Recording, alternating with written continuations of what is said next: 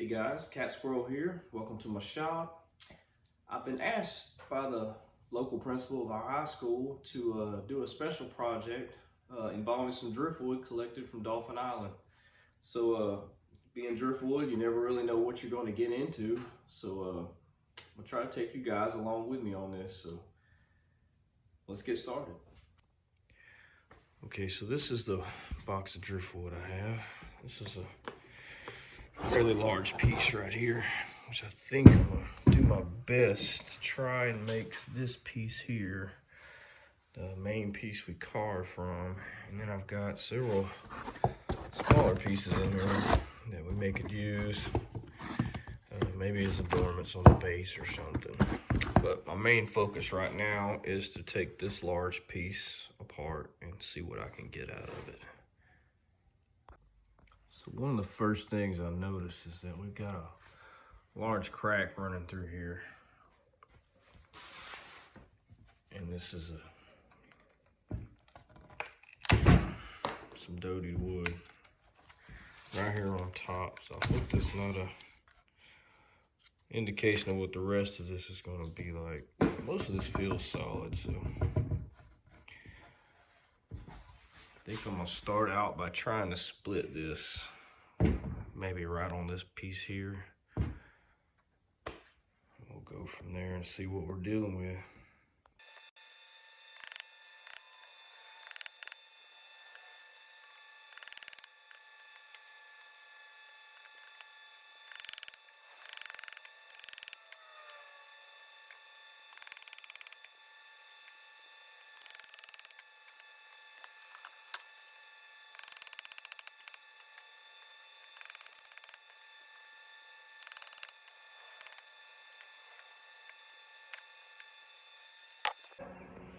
Okay, so I went ahead and removed that natural crack that was going through there. The reason I did that is because if you don't remove this naturally occurring crack, as the wood changes temperatures and humidity, it's going to crack on its own. That crack will continue. So we didn't want to have to deal with that in the middle of a carving. So I went ahead and removed that piece, which is, you can see it's not a whole lot. This wood is actually pretty solid for the most part, and that was what I was worried about, was having some internal doty we didn't know about. It's actually a pretty nice color to that. So I think the wood is going to be okay to carve. Can't tell what it is exactly. I thought probably it was going to be pine, but I don't think it is. So this being said, where do we go from here? So we're wanting to make a dolphin out of this. Problem is, we got this deep gouge right through here that we got to deal and contend with. But I've got a good chunk of wood right through here. So I'm thinking if we can, maybe I remove that. Maybe I can have the dolphin's tail on the bottom side down here and have him humped up this way with that natural dolphin curve that they do. It's not going to be a large piece, but I can get a piece out of this. So I may rip this one off of here. Got to get down to some flat wood somewhere to be able to start. I got to be able to put a stencil in here.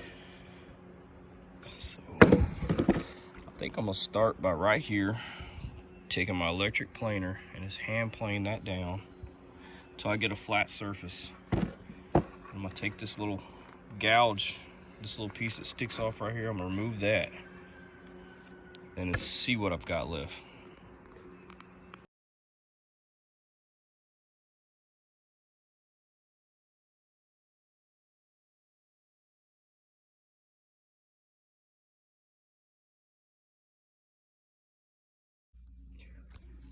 All right, so I did the best I could with that driftwood. It did have some doty in the middle, unfortunately.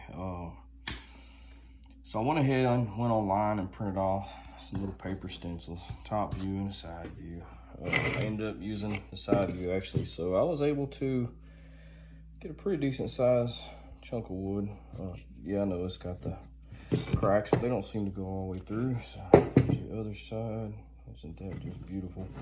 A little sarcasm. It is a nice looking piece of wood. I like the coloration, so hoping when we get maybe some oil or something on that, we'll be able to see. Hopefully there is enough material there still to be able to do this. So this is actually, I know it looks like it's like way smaller, but that's because it's curved like that. So we'll be able to, maybe just a hair shorter. We'll make it work though. So now comes the fun part of carving this down. So I'll show you what I'm talking about. This is the pieces. There's some pieces of this. This is that first piece we took off. So we can still use that on the base or something. But the rest of this, I mean, you see that big groove I had to deal with? This is what was killing us. Couldn't get a sizable piece. See these grooves? That's what was killing us, trying to get a sizable piece out of there. So, and then on top of that, everywhere around this, look, I can just stick my fingernail in that. That's all dotied out. So anywhere there's a crack where it ran through the wood, started to soften around it. I can deal with a little crack. We can always backfill it with like epoxy or something if we have to. Same thing here. You get these deep cracks up in here, so it limits you on your wood, trying to square your wood off. So still got some pieces left to work with, but we're gonna do the best we can with what we have. Let's get her done.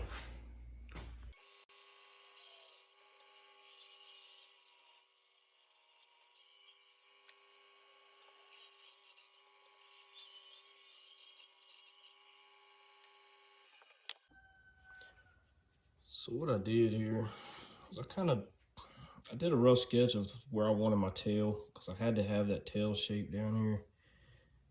And I had a certain place I had to put the head, the nose up here, because of the way the wood was. So we're gonna have like just a slight curve. So I just kind of connected all this with the center line.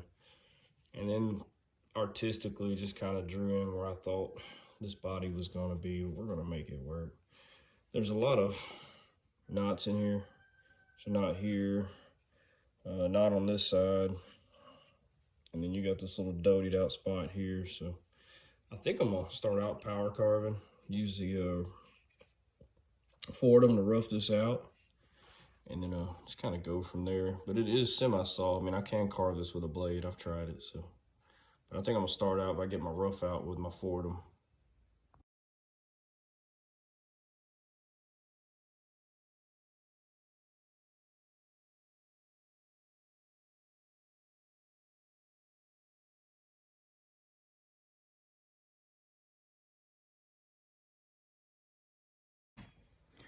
All right, so I think I've gone about as far as I can go with that sanding disc. So a sanding disc is great for getting your basic rough out shape. Everything's kind of rounded off and tapered. Kind of starting to look like a dolphin.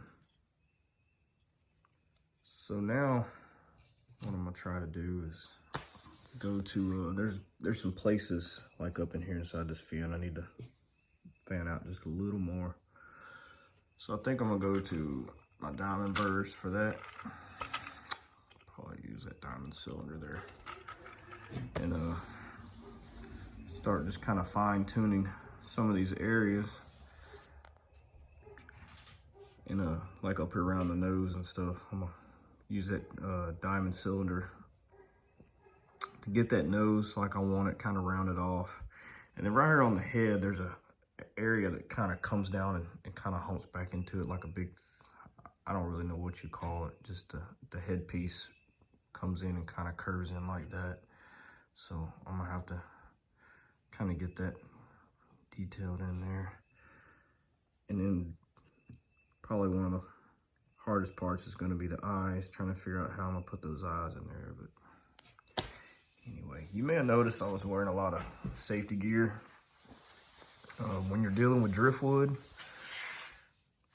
one of the big things with driftwood is it's an unknown species, and there are certain wood species the dust can be toxic to you. So, but even if this was, say, pine or whatever, like a common known wood wood that you know is not toxic. The fact that it's driftwood, it's been sitting in water and it could have bacteria, mold, and other things in there. You don't want to be breathing that. So safety gear is definitely high on the priority list when you're dealing with driftwood. That being said, let's swap tools and get the rest of this done.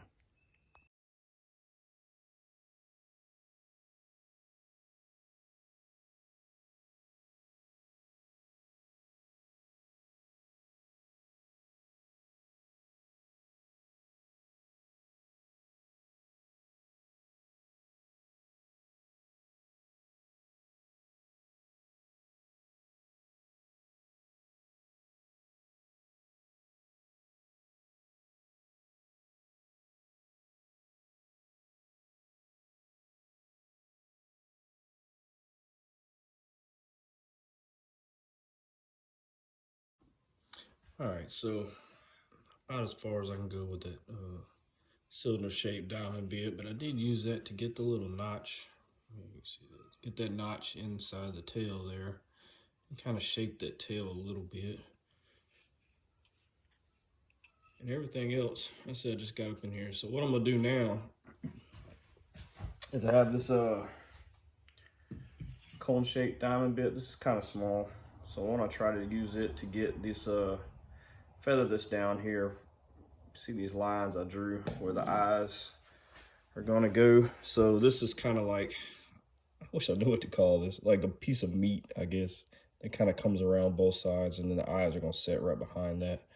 So it's just gonna give that a little bit of detail and definitions what we're shooting for. And then we'll come back and round our nose off and figure out where the mouth and all goes. And I've got a little space here right above where the fins go to the body. It's just almost like a 90 right there where it comes together. I don't like that, so I'm gonna hit that with probably a teardrop shape bit and knock that out.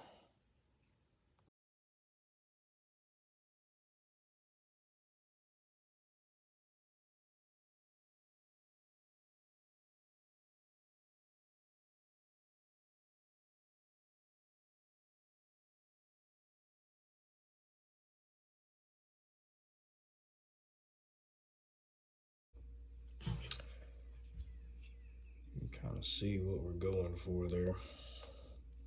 So what I did after I got that groove in there, I went back to just a smaller cylinder bit. See how small that one is compared, and just kind of traced that out and kind of gave that a rounded effect right there. So once we hit that with some sandpaper, it'll look a lot better. So all I really got left to do now is shape our nose a little better and detail this sucker out with an eye and a mouth. Lots and lots of sanding. Let's get it done. Hello, hello. And what's your name? Harley. And what are you doing out here, Harley? Just playing around. Just playing around in Dad's shop? Yeah. Spinning on this chair. Okay, cool, man. Say later, everybody. Later, everybody.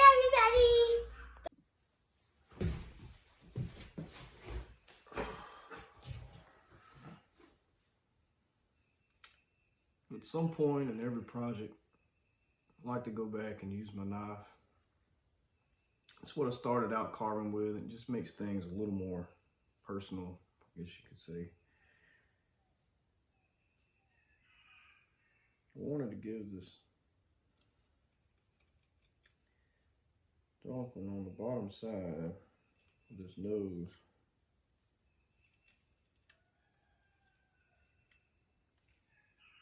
it's hard to talk hard at the same time. I wanted to give it a little rise there from the bottom of the chin up, so just something to separate the mouth section there. Looking at my images that I have saved, that's kind of how that's done. When it comes to putting in small details, sometimes it's just easier to go back to a knife. You kind of take your time and pick the exact spot you want to remove the wood. And it's kind of a slow go, but it's what we're shooting for. So this nose is going to be really thin.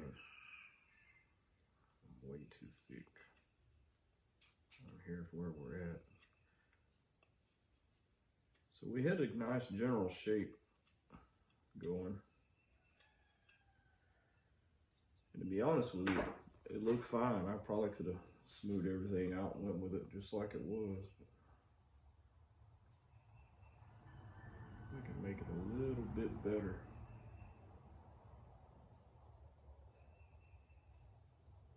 I always keep my mechanical pencil handy so I can add lines. And I like mechanical pencils because they erase so much easier on wood. If you want a permanent line you're planning on painting, then you can go with a darker pencil for sure. Mechanical is, I found it to be the easiest thing to erase. They make real light lines and it erases really easily.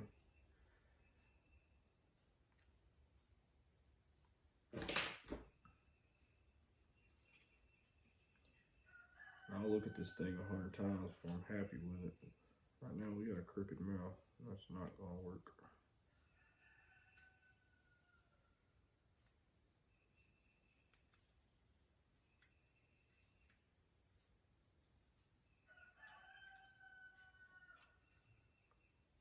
That's better. I gotta bring that nose in some more.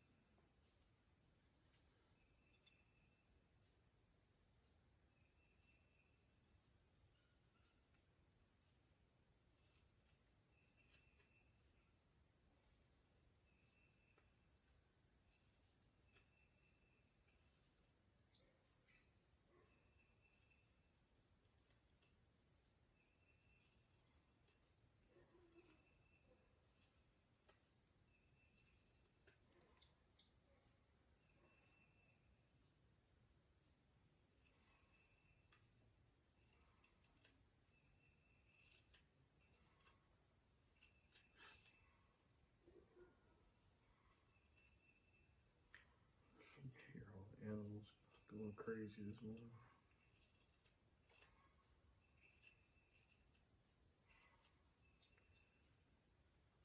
That's much better already. Maybe you can see what we're kind of going for. I'm gonna keep working on that. We're kind of getting that. Maybe not, huh? There we go. You can kind of see how we're separating that. I'm gonna keep working on this. Okay, so you see I got these eyes kind of maybe cut out in there. So the way I did that, take one of these stone bits. This one's pretty small, I don't know, maybe an 1/8 inch thick. But find you a, what I did was used a round diamond burr, and just drill right into the center, about that deep, just almost the depth of that round burr. And then I found me just a piece of that scrap wood I'd used. But you drill down and that'll give you, come on man, focus. Sorry, that camera's doing terrible. There we go, kinda, maybe. So anyway, once you drill down, just go back. I'm gonna go back with the teardrop. I guess you could use round and whatever you want, but I'm gonna use a teardrop diamond burr, and just go around and feather that around to where you got that eyelid shape or whatever. It's what's sticking up, and then from there I'm probably gonna detail that down, go straight across it to give it that kind of like an eyelid look. So that's how I did my eyes. Okay, so I went ahead, I know you can't see that eye is so small, so I went ahead and colored it in with a pencil just for you guys. But I got that feathered out, and blend it back in the area around it. So there's one other thing I want to do, which you probably noticed, and I see a lot of people carve these, they just leave them smooth, but there is actually a belly line in these dolphins, especially when they're in their jumping position like this right here. So what I'm gonna do is take this, I don't know what you call it, egg shaped bit maybe? I don't know. It's a diamond burr is what it is, but it's kind of an egg shape. But sometimes you just gotta experiment with your bits to find the one that works best. But I'm gonna try this one. But all I wanna do is just trace that line out and then feather down on the bottom side. So I want it higher on top than on the bottom. But we're gonna kind of have a little roll there just to give it just a little more dimension maybe, a little more action. So let's try that out and see how well it works.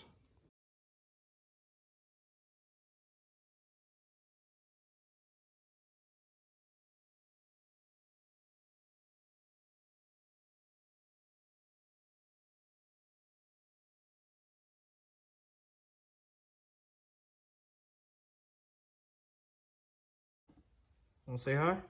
Hi. Dolphin. Yeah, we got our dolphin. So we're ready to sand now. That belly line, that worked great using that bit that we used. I just feathered that down in on the bottom. Now I didn't go real hard on the bottom edge, just wanted that kind of fade off. So we'll have a little line here. One thing to remember too, when you're doing your mouth line, when you do this mouth on a dolphin, the top of the nose, so say doing dogs or any kind of canine type animal, normally the top of the mouth would overlap the bottom. But in the case of the dolphin, the lower jaw is actually wider than the top jaw. So I had to come in on top with my cylinder bit like this, so the top edge is actually smaller than the bottom. So just a little small things you got to pay attention to. But other than that, I said we got our eyes in. I do want to go back and cut these eyes and put an eyelid, but other than that, everything is ready to sand. I think I'm gonna sand before I do all that. And we got this, I don't know, I call it a head meat. There is a hard line here, but when I sand with a 220 grit, we're gonna knock that right off. So any hard edges will be rounded down. So I don't know, I'm pretty happy with the way it looks so far. So let's get to sanding and finish this up. All right, sanding is done. I think anyway. You can always sand till you're just sick of it. I went down, I started at 150, went to 220. You can see there's our little belly groove.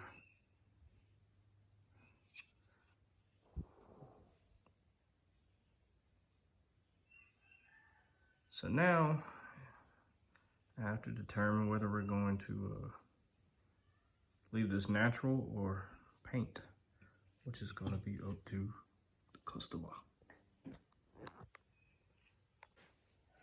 Okay, so after sanding till my fingers got numb almost, I did go to 320 on my sand. I went ahead and just painted the eyes black, and then I put my little light source in there, that little white dot. So if you're gonna do eyes, always give it a little speck there somewhere white. Just makes that eye look a little bit better. So both sides, just to help that eye stand out a little better.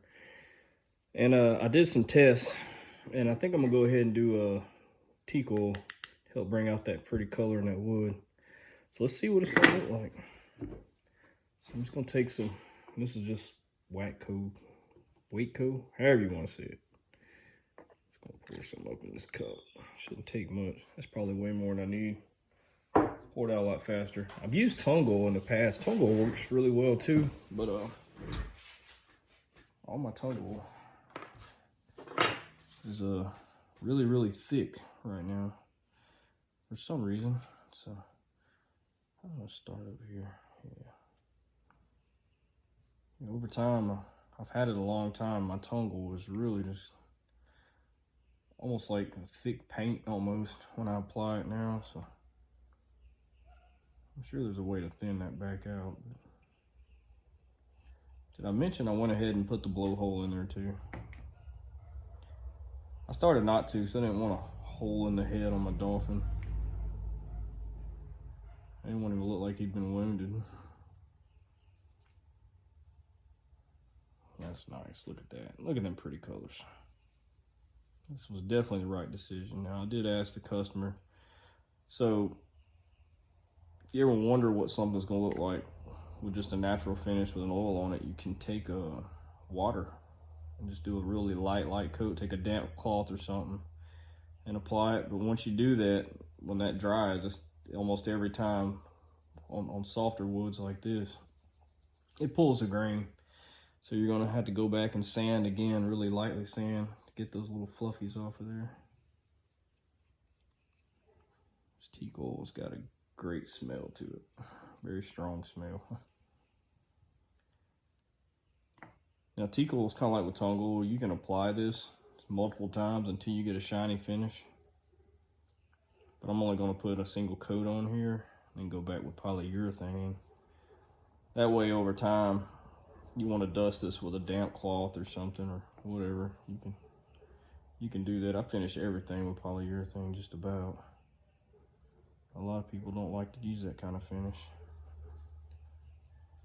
I mainly do it so, like I said, in the future, you want to polish that or something, you can clean it. Especially when I paint stuff. I want you to be able to go back and clean up, get the dust off anyway, without worrying about smearing or taking some of the paint off. If you don't put a sealer on there, there's always a chance you hit it with a damp cloth, even a dry cloth, rub it too hard, rub some of that paint off of there.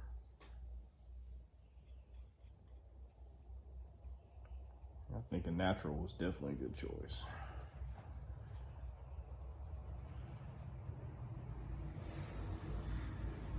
How you gonna hold that now, dummy? You done got it painted everywhere. Really don't know.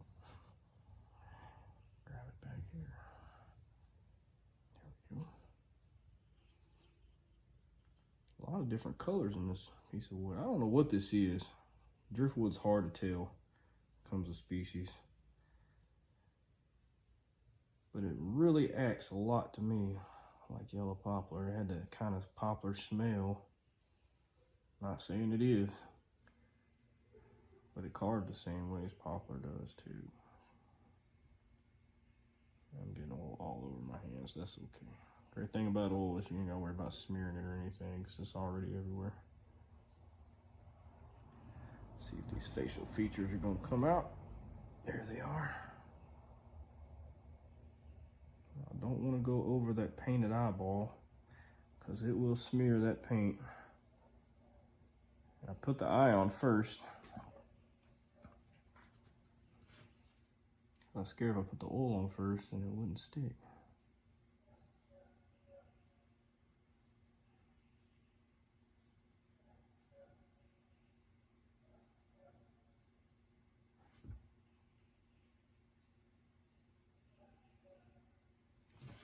Very, very carefully. There we go. I'm digging that. That looks really good, I think. I've seen a lot of these dolphins online. I've seen none of them that had that belly groove in there like this. I see most of them, they just do them smooth.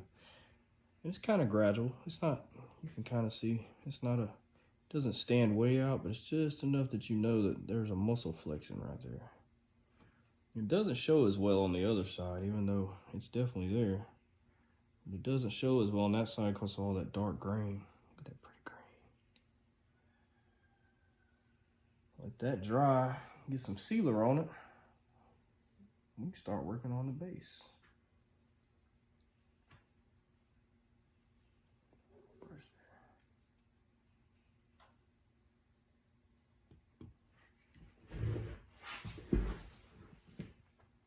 Fingers where I've stopped the pen. Alright guys, so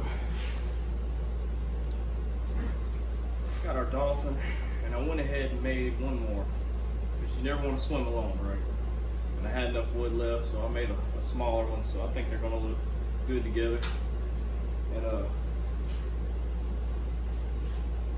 got my base made. Piece of cedar here, piece of that driftwood mounted on top, so I just kind of cut that back. I'm gonna apply a big coat of sealer over all this. So that's just screwed down. And these right here are actually what do they call those? furniture buttons. These are 3/8 round buttons. I use those for little legs. They work really well for legs. And I made this little stingray. And this stingray, maybe you can see, I know it's small. So I made this little stingray. It's gonna go down on bottom too. And what I wanna do is, I'm scared that tail is so brittle. So what I'm gonna do is I'm gonna take some of this wood hardener. If you've ever used this before, Minwax makes a wood hardener. This stuff works so well for hardening wood. I've actually used it on like some old pine before. It had a lot of holes in it, and was able to make a duck call and turn a duck call after using it. But you have to apply it, just follow the directions, apply it several times. So you apply it and apply it and apply it and apply it and apply it until basically it won't soak up in the wood anymore. So it almost polymerizes your wood. So that is where we are at. All right, so we got everything mounted. Dolphins are up on the driftwood. I decided to stand that driftwood straight up and down. I think it was a good decision. And that is the actual driftwood that everything is made from. And if you look down here at the bottom, I got just kind of a randomly cut base. I just kind of made some little oval shapes kind of down there. And that is a stingray that I actually soaked in Minwax wood hardener to kind of help strengthen that tail. It's so small. He was made from some cut-offs of the same wood. Kind of zoom in there. You can see a little hole that's behind their heads. I think he turned out real cool. Then we come on around. There's another little surprise here. Starfish. I got a little stippled texture on there. He actually has one hand. I was gonna put him at the bottom, kind of like reaching up, like he was starting to climb up, but I just didn't quite look right. So we got one little leg kind of reaching off there, kind of give him a little dynamic. If we scroll on around to the back side, or even this side for that matter, you can see all that beautiful wood that we used to make each piece on here. A lot of time goes into making these bases, figuring out how things need to go, and something just don't look quite right. You got to go back and add or move things around. I actually repositioned this big dolphin 3 different times before I got him where I thought he needed to be, which is sometimes difficult once you glue something in there, because these are little brazing rods that I used to mount things with. Kind of hard to get out, but we managed.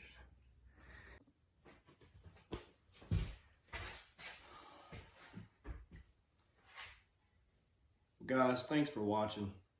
Hope you like what you saw. I think this piece just turned out beautiful. If you don't like the video, hey, leave a message. Let me know why. Let me know what you didn't like. Let me know what you did like.